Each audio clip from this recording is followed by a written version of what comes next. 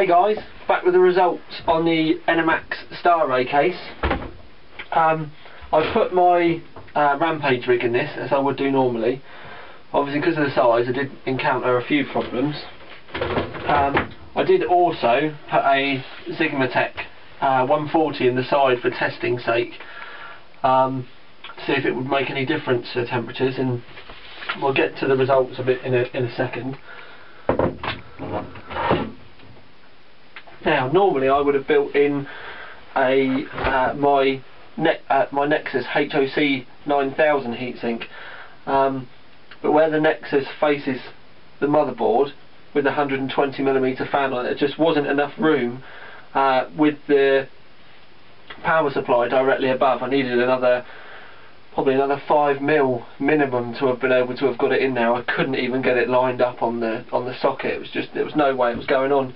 So I've used the trusty favourite, the Freezer 7, got dug out the cupboard, and I threw that in there.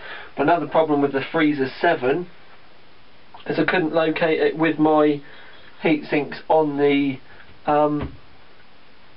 Rampage, so the fan doesn't sit on properly. And the Thermalright is currently in another rig being tested, and I didn't really want to split the whole rig down just to put it in this. Now, there's no room for the cables behind the motherboard at all in this case, so all of your cables are on show, and I'll bring the camera in a second, but you'll see if I had to put the hard drives where they are, otherwise I couldn't have got the PCI Express connectors in. It's so tight there. So if you've got a lot of hard drives and you're going to be running full-length graphics cards, this may cause you an issue. I know that the 4870X2 is even longer than this, and you really are going to run into some problems. Otherwise, all the parts went in there. It's just messy, where everything's so small and you haven't really got anywhere to put anything. You can't run the hard drives around the other way, or anything. Now, temperature-wise, the case wasn't too bad.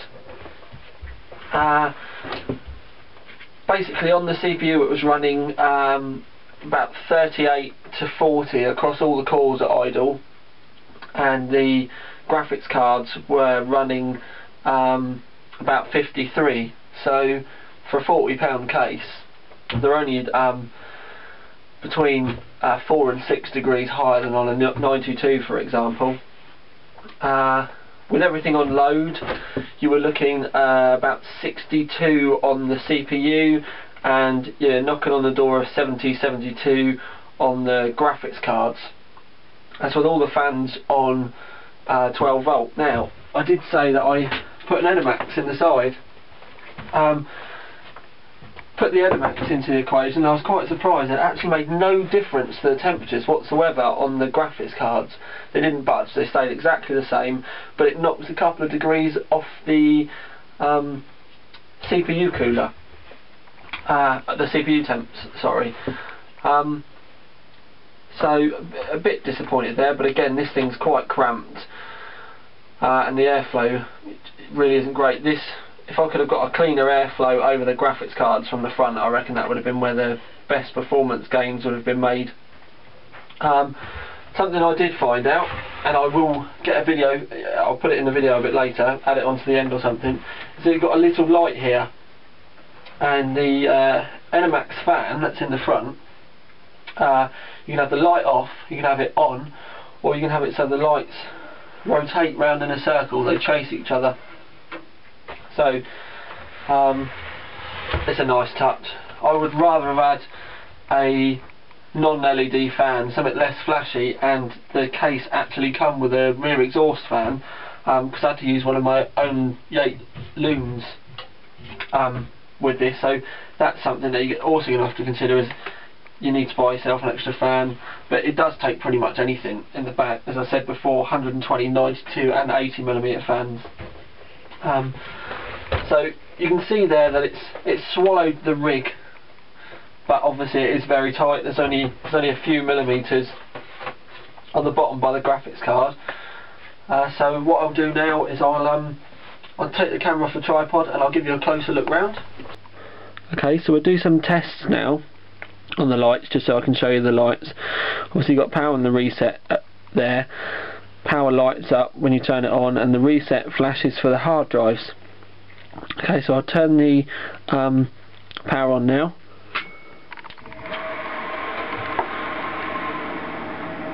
Okay, so you can see the power and the reset there. Now there's another button on the front I can hit.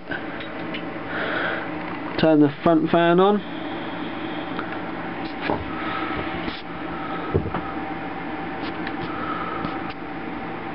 And if I hit the button again,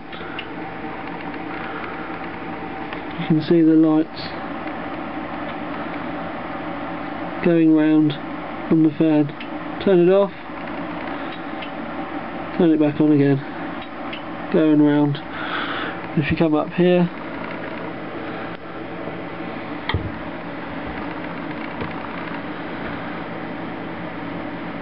you can see the reset flashing.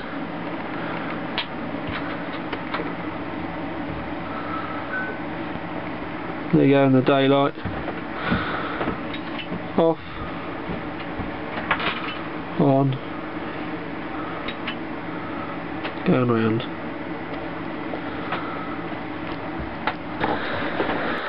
Okay, so wait for the camera to focus. There we go. You can see the cable mess. You can see that there really isn't any room above the motherboard towards the power supply. There's, with my second slot in on the graphics card, you can see that there's no room down the bottom there at all. If I get the trusty ruler out, I'll put it there, you can see better. You can see that there's just about 15mm of room, and there you can see if I hadn't have been running the Velociraptor in the bottom, I couldn't have got the power connectors in. So it is all incredibly tight.